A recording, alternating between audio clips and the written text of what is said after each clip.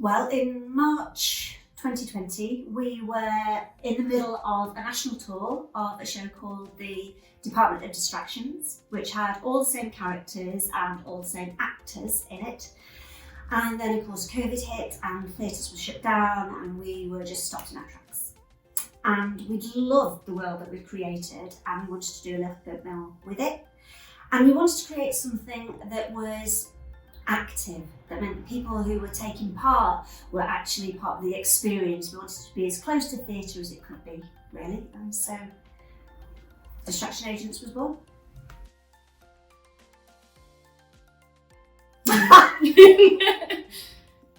No. My character is Freya. She is bossy, aloof, always right, very gorgeous. I can't see any sign. Yeah, and Daphne is like really super smart, but maybe pretending not to be to go under the radar. So I'll say I'm the opposite of pretending to be super smart and get away with actually not being.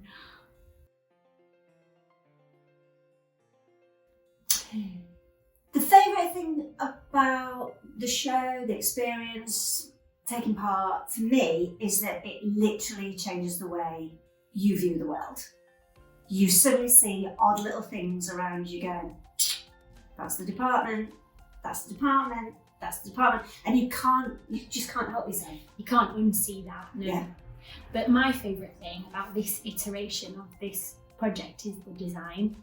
Bethany Wells, our amazing designer, has just kind of brought that, what would be the word for the aesthetic of the show, because I feel like the way it was looked on stage, somehow it now looks like we're in a box.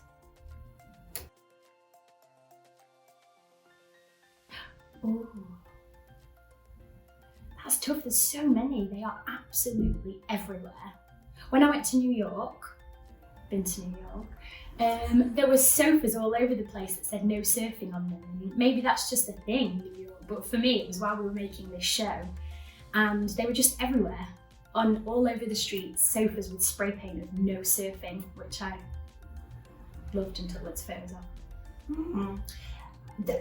There are just too many to name. I think for me is when I'm out on walks. I go to the Peak District a lot, and out on walks and randomly finding people's pair of pants or a single welly, or a glove where someone's left a little sign like, please, we found this, do you want it? And I think it's it's that kind of thing. Also, I found the other day a crashed Mini, but it was only this big and crashed into a wall. It's almost like a miniature car crash. Yeah. Oh, I like that.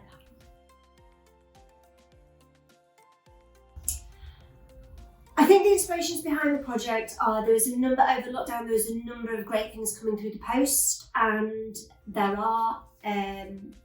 were escape rooms that you could do at home, there were puzzles that you could do at home. So I think there was very much an element of wanting to engage with that and have something to do. And also, Alex and I are massive gamesters, is that a word? Gamesters. Yeah. And so there's an element of that, and there's always an element of role play and things like that in our work and being playful. And then the film element was this whole idea that you could, someone said to me, why is the theatre never a series? Why do you never go back each week and see a bit of it? And so it was the start of trying to create a kind of series that you'd get on your phone. You've got to remember that this material was shot between the first and second lockdown, so COVID restrictions were quite extreme. Mm-hmm. So every time we touched a chair or a prop, it all had to be wiped down, and we weren't allowed to stand close to each other. And normally as a group we're very close and laughing a lot. So that was quite weird. And also we only got to be together for a very limited amount of time because we were trying to keep as many people separate as possible. So it's a very different way of working they would usually be used to.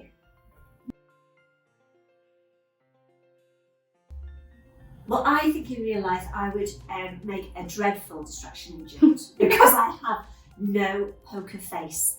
Literally, like, my face does things that I don't even know it's doing, and people read that quite the same way. And my eyes do big things that I don't realise. So I also don't think I could deal with the pressure of being found out. My instinct there was I already am one, because I think we're so like influenced, indoctrinated by this process that now I'm always thinking about how I can plant distractions in the world, and I see distractions everywhere, and I talk to my children about distractions constantly, so they see them everywhere. So there's going to be a whole new generation of distraction agents coming up, hopefully. I think the distraction agents is really great because it offers something for everyone, really. You can engage with it as much or as little as you like. It can become something that you do over a number of weeks. It could be something that you do in an afternoon. It can be something that you do by yourself, and it can be something that you do with your family. And also, like, the puzzles and the challenges just by themselves are really great, and you'd enjoy it. And then also you get a little something at the end. So yeah, something to work towards, to get a little prize.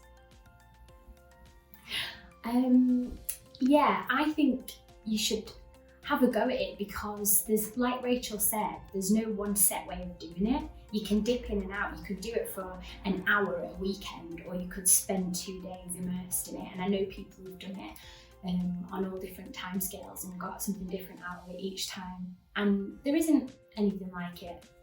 There's all the other things that we've experienced and been inspired by along the way, but yeah, this is definitely its own kettle of pigeons.